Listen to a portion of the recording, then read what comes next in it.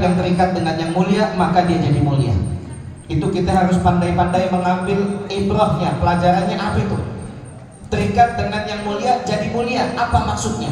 Kalau Habib Hanif mencontohkan bahwasanya sampul mushaf Quran itu sampul yang berasal dari kertas yang biasa-biasa saja. Bahkan tadi dicontohkan di hadapan kita, Habib Hanif membuka satu mushaf, sampulnya itu tuh masih ada tulisan Indonesia, cetakan dari Departemen Agama. Nah itu masih ada tulisan-tulisan yang bukan tulisan Al-Quran, tapi dia jadi mulia, dia juga jadi masuk hukum kita tidak boleh menyentuhnya tanpa wudhu. Nah, ini luar biasa. Pelajarannya adalah setiap hal yang mulia maka dia pasti memuliakan. Sebagai contoh, satu ketika Imam Anas bin Malik. Imam Anas bin Malik ini adalah sahabat Nabi Muhammad Sallallahu Alaihi Wasallam. Di antara sahabat-sahabat yang banyak mengumpulkan barang-barang propertinya bekas Nabi Muhammad Sallallahu Alaihi Wasallam. Satu ketika Anas bin Malik, ini Nabi Muhammad sudah wafat. Anas bin Malik ketika itu sudah menjadi sahabat yang semua para tabi'in menuju rumahnya untuk belajar hadis-hadis dari Nabi Sallallahu Alaihi Wasallam. Mereka ngaji sama sahabat Anas bin Malik dan seterusnya dan seterusnya. Satu ketika ini sahabat Anas bin Malik, Sayyidina Anas, dia punya khadamah, pembantu. Pembantu ini biasa rajin bersih-bersih, sama kayak orang zaman dulu. Kalau orang zaman dulu begitu ngumpulin sampah, buangnya kemana? Buangnya bukan ke tempat pembuangan umum sampah, bukan, tapi buangnya ditaruh di pojokan, dibakar. Jadi zaman dahulu juga seperti itu. Tidak ada alat-alat untuk mengelola sampah. Mereka biasanya mengumpulkan sampah lalu dibakar. Nah begitupun sahabat Anas bin Malik. Sahabat Anas bin Malik ini biasanya khadamah ini nyapu semua kotoran dibuang ke tempat pembakaran. Satu ketika ada sapu tangan yang jatuh. Sapu tangan yang jatuh di kamarnya yaitu Sayyidina Anas bin Malik. Ini sapu tangan dianggap sampah, dianggap kotoran sama khadamahnya, sama pembantunya Anas bin Malik. Dibuang ke tempat pembakaran. Nah biasanya kalau sudah habis bakar sampah, diurai sampahnya, diurai arangnya, lalu dikubur dengan tanah. Biasanya seperti itu. Jadi jangan sampai ada yang tersisa tuh, diubek-ubek. Nah itu habis bakar sampah, sampahnya yang udah menjadi arang diubek-ubek, lalu ditutup dengan sampah. Biasanya begitu. Nah satu ketika ini semua sampah dimasukkan ke tempat pembakaran, termasuk sapu tangan. Sapu tangannya yang dia temukan di kamarnya Anas bin Malik dibuang, lalu dibakar ke tempat pembakaran sampah. Begitu selesai dibakar, semua sampah menjadi abu kecuali sapu tangannya. Nah, ini ada yang aneh nih. Sapu tangan kain kok dibakar dia nggak menjadi abu, kok nggak hangus, kok nggak musnah. Lalu diambil anak pembantunya, diambil itu semua sampah udah jadi abu kecuali sapu tangannya. Bahkan tidak sampai ada yang gosong, sedikit noda pun nggak ada noda gosong. Sapu tangannya diambil lagi sama khadamahnya Anas bin Malik. Dia tahu nih ada yang aneh nih sama sapu tangan. Dibakar nyata-nyata depan mata dia, nggak hangus. Diambil, ditanya sama Sayyidina Anas bin Malik, wahai tuanku, ini sapu tangan saya temukan jatuh di depan kamarmu lalu saya bakar karena saya pikir ini sudah nggak dipakai, ini kotoran. Lalu Sayyidina Anas bin Malik langsung ngambil itu sapu tangan, langsung dicium, dikecup sama Sayyidina Anas bin Malik. Lalu Sayyidina Anas bin Malik bilang, ini adalah sapu tangan yang pernah mengelap yaitu keringatnya Rasulullah Sallallahu Alaihi Wasallam. Ini sapu tangan yang pernah menghilangkan keringat dari dahinya Nabi Muhammad Sallallahu Alaihi Wasallam. Setelah Nabi Muhammad wafat, maka aku ambil sapu tangan ini sebagai kenang-kenangan untukku ketika aku rindu kepada Rasulullah SAW. Aku cium sapu tangan itu masih ada wanginya, baginda Nabi Muhammad Sallallahu Alaihi Wasallam, masih ada wanginya, makanya itu sapu tangan disimpan terus. Kalau lagi kangen dihirup itu sapu tangan, kalau lagi kangen dicium itu sapu tangan, kalau lagi kangen bahkan itu sapu tangan diajak untuk yaitu sekedar untuk mengingat-ingat kenangan yang ketika Sayyidina Anas bin Malik pernah bersama Rasulullah SAW. Lalu Khadamahnya bilang, oh nggak heran, karena apa yang pernah terikat oleh Nabi Muhammad SAW, maka nggak akan pernah bisa terbakar oleh api neraka. Itu api neraka. Jadi jasadnya Nabi Muhammad SAW, Nabi Muhammad SAW itu nggak akan pernah bisa tersentuh oleh api neraka. Bahkan kalau Nabi Muhammad datang ke neraka, misalkan gitu, Nabi Muhammad ketika perjalanan Isra Mi'raj, lalu Nabi turun ke neraka untuk melihat keadaan neraka, itu neraka bisa padam. Makanya ketika perjalanan Isra Mi'raj, Nabi hanya lihat dari atas kendaraan Buraq bagaimana kondisi neraka dan para penghuninya ketika itu. Nabi nggak turun ke neraka. Kenapa? Kalau turun, neraka padam. Jadi apa yang terikat oleh Nabi Muhammad, jangankan api dunia, api neraka saja bisa padam. Jadi tidak akan pernah bisa menyentuh, yaitu Nabi Muhammad SAW. Ternyata bukan hanya Nabi, tapi setiap yang terikat dengan Nabi tidak akan terbakar oleh api. Masya Allah. Jadi ini sapu tangan, ternyata itu pernah mengelak keringatnya Nabi Muhammad SAW. Sapu tangan itu nggak bisa terbakar oleh api dunia. Nah ini nih masalah hal yang terikat dengan yang mulia, lalu dia menjadi mulia. Lihat sapu tangan, soal sapu tangan barang biasa. Bahkan sapu tangan kita bisa dapat di mana-mana tempat. Bahkan ada selembar kain kita bisa potong, bisa jadi sapu tangan. Sapu tangan kita bisa dapatkan di mana-mana. Tapi sapu tangan yang terikat dengan yang mulia, itu siapa tuh? Nabi Muhammad SAW. Maka sapu tangan itu jadi mulia. Bahkan dia nggak akan bisa tersentuh oleh api. Masya Allah. Ini juga nih hikmah buat kita. Ini sapu tangan. Lalu bagaimana dengan orang yang bersolawat kepada Nabi Muhammad SAW, orang yang cinta kepada Nabi Muhammad SAW, orang yang rindu kepada Nabi Muhammad SAW, orang yang mencoba untuk mengikat dirinya sama Nabi Muhammad SAW, pasti bukan hanya sekedar seperti sapu tangan, bukan hanya dia tidak bisa disentuh oleh api dunia, maka dia tidak akan terkena siksa api neraka. Amin ya Rabbal. Makanya mau nggak kita dianggap mulia? Kalau kita mau dianggap mulia, maka kita menempel dengan yang mulia. Yang mulia adalah Nabi Muhammad SAW. Tapi pertanyaannya, Nabi Muhammad udah nggak ada di zaman sekarang. Jauh masanya 14-15 abad yang lalu. Nabi Muhammad sudah diwafatkan Allah Subhanahu Wa Taala. Lalu bagaimana kita untuk bisa terikat dengannya? Dulu para sahabat itu ngambil keberkahan.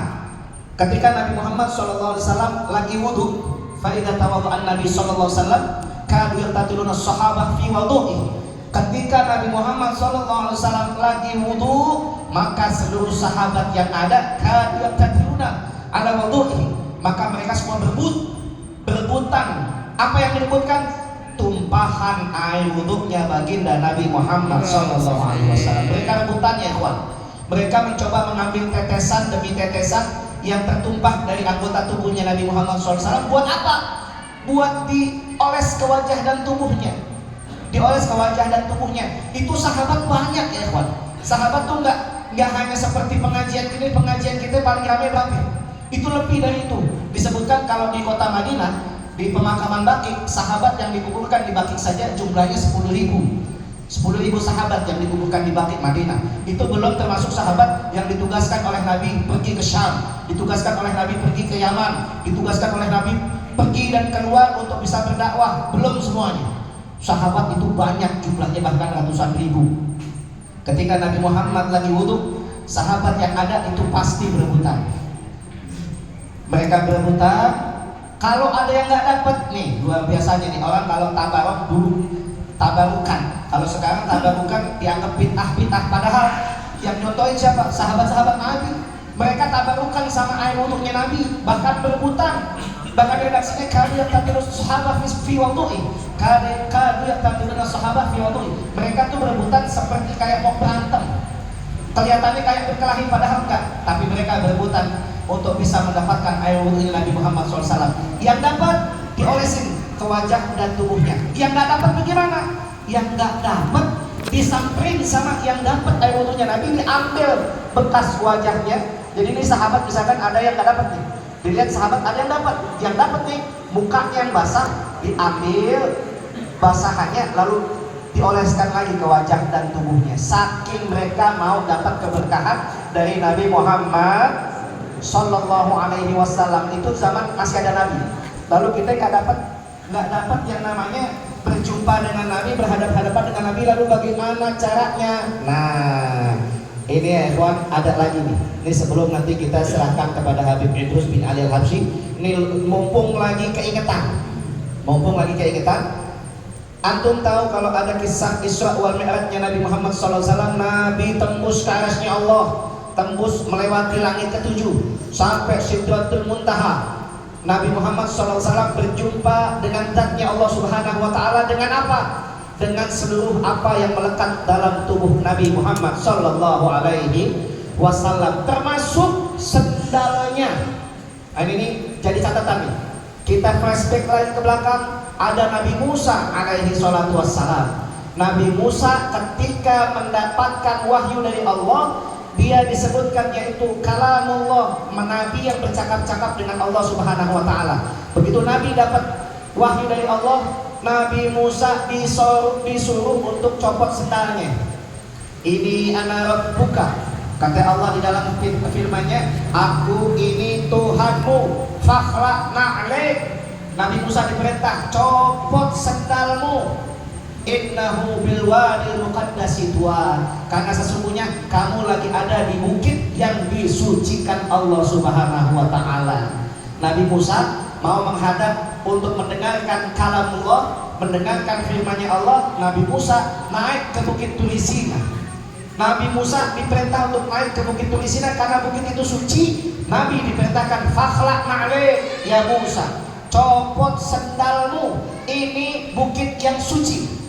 Nabi Musa menerima perintah Allah, tidak berhadap-hadapan dengan zatnya Allah, tapi hanya mendengar kalamnya Allah. Lalu naik ke tempat yang disucikan. Nabi Musa dapat perintah, copot sendalnya. Itu Nabi Musa. Tapi lain hal dengan Nabi Muhammad Sallallahu Alaihi Wasallam. Nabi Muhammad menerima perintah Allah, bukan hanya mendengar suaranya Allah, bukan hanya bercakap-cakap dengan Allah, tapi Nabi berjumpa dengan zatnya Allah, bahkan bukan di dunia. Bukit Turisina itu masih ada di dunia.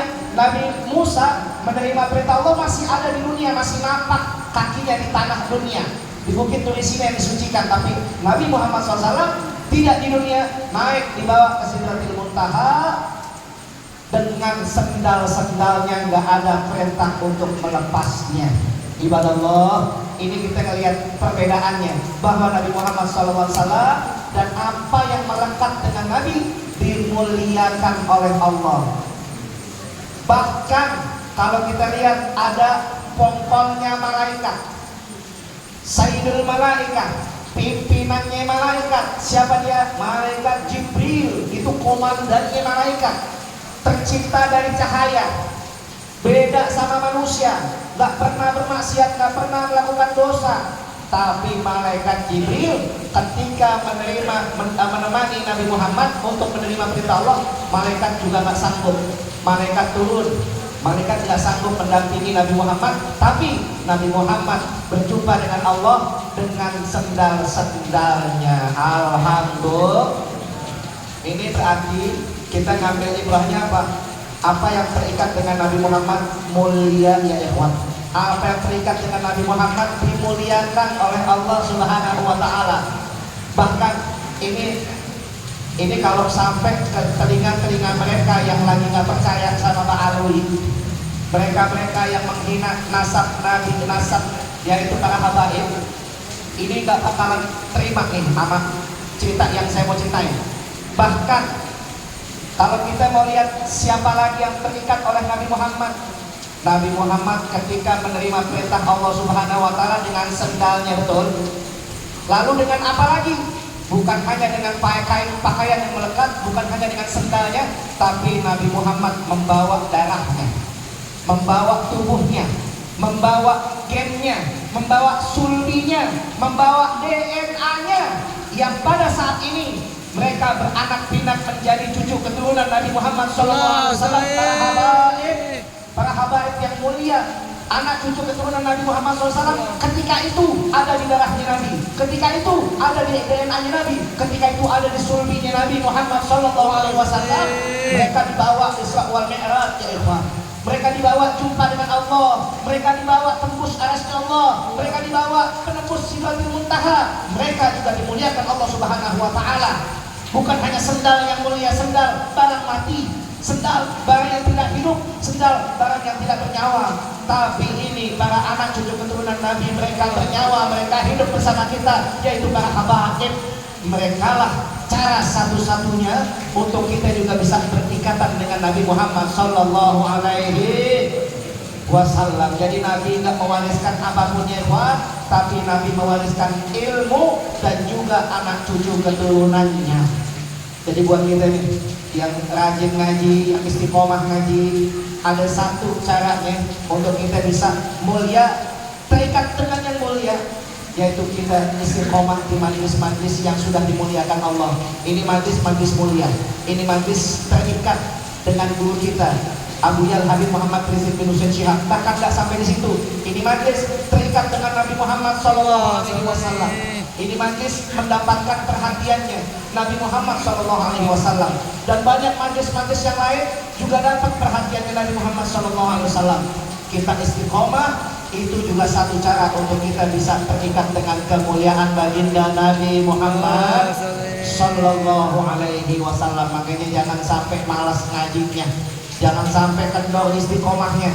Ini walaupun turun hujan, baru hujan air, belum hujan batu, belum hujan api, belum. Maka selama tidak mengancam jiwa kita, kita tetap kepada hal yang kita bisa membuat diri kita mulia, yaitu menuntut ilmu di majlis-majlis yang mulia. Insya Allah, mudah-mudahan kita bisa istiqomah, mudah-mudahan kita bisa punya semangat untuk terus menuntut ilmu dan terikat kepada guru kita Abu Yal Habib Muhammad Rizik bin Hussein bin Syihab. Sallu ala Nabi Muhammad.